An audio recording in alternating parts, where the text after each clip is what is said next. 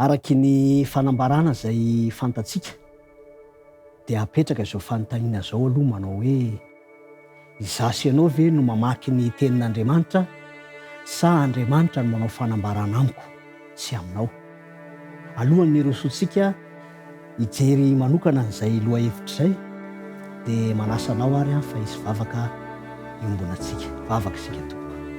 Raha ny tsara indrindra izay ny an-danitra misaotra anao izay tombontsoa anay mandrakariva ny mamaky ny teninao amin'ny kalalana kanefa tompo dia mangataka hatrany izay taridalana avy amin'ny fananao masina elo lalana any am-pony tsirairay avy ary mangataka koa izay fa azo aminantoka famelan-keloko.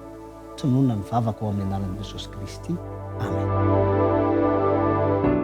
Mamaky ny Baiboly isika na amin'ny Baiboly izay boky eny am-pelantanantsika zany na amin'ny alalan'ireo fitaovana maro samihafa fa ny fanontaniana dia izao satria manapa-kevitra ve isika fa hamaky ny tenin'Andriamanitra dia isika no mifidy izay tiantsika ao anatin'io tenin'Andriamanitra io atsika.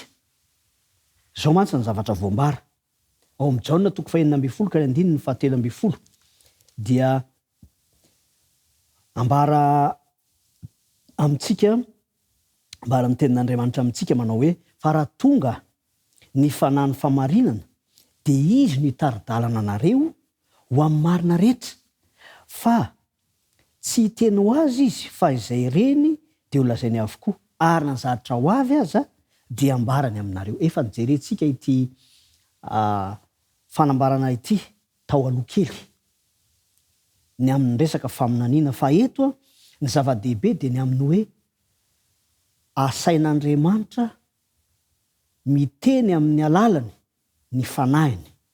Mazava ho azy moa fa isika dia mino fa Andriamanitra dia fanahy ary ny fanan'Andriamanitra rahateo dia Andriamanitra, ka manambara amintsika izy izay hitany fa mahasoa antsika.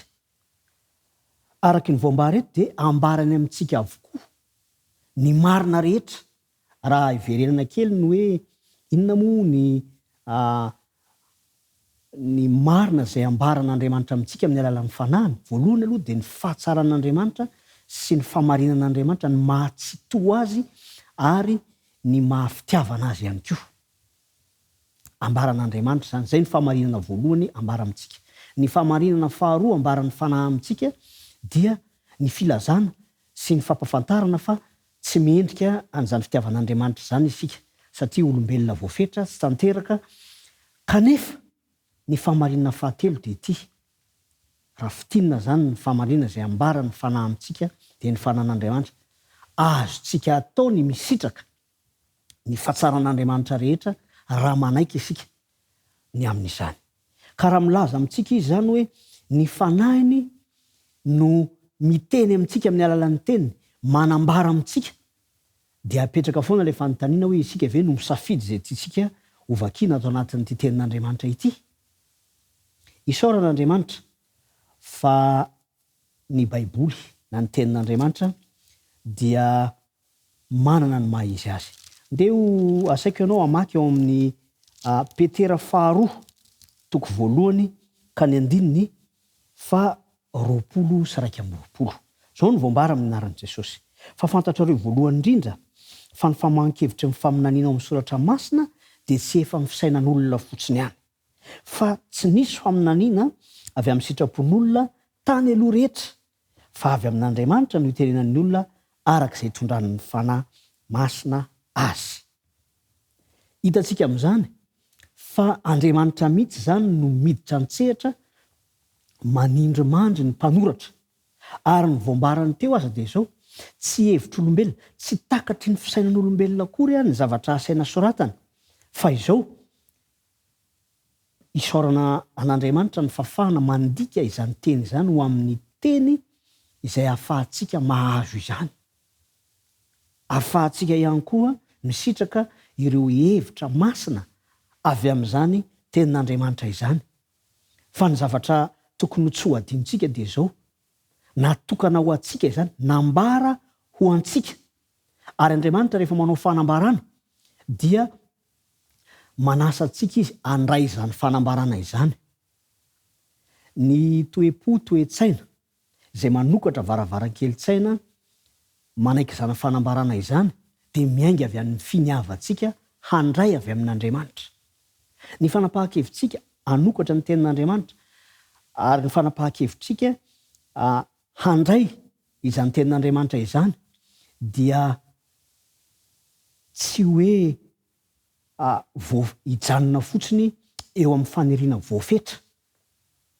Dia ny faniriana izay hamaky izay tiantsika ato anatin'ity tenin'Andriamanitra ity. Fa ny fanambarana ato dia nataon'Andriamanitra ho atsika. Ka noho izany dia tokony efa hisokatra ny amin'ny fanambarana izay omen'Andriamanitra ny fosiny sy atsika. Ahoana ny hatanteraka izany? Izay no mahatonga antsika hantsoina sy asaina mandrakariva hangataka ny fanahin'Andriamanitra alohan'ny hamakiantsika ny tenin'Andriamanitra. Na dia efa masaka ao an-tsaintsika aza hoe andeha hamaky baiboly aho, andeha haka tenin'Andriamanitra aho aho, atsoy hatrany ny fanahin'Andriamanitra mba hielo lalana ka mba ho fanambarana mivantana avy amin'Andriamanitra no tonga ny amintsika fa tsy izay tiantsika.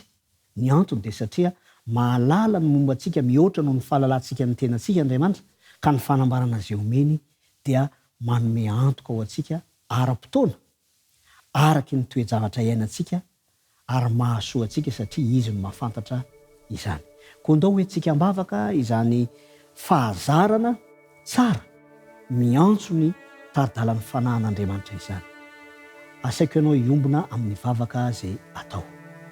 Rainay tsara indrindra izay ny an-danitro ao misaotra anao zay ny amin'ny fanahinao izay omena malalaka tsy vidiana, afaka manomana ny fosiny saina alohan'ny andraisana ny teninao sy ny fanambarana avy aminao. Koa ho fahazarana tsara ao amina isan'andro anie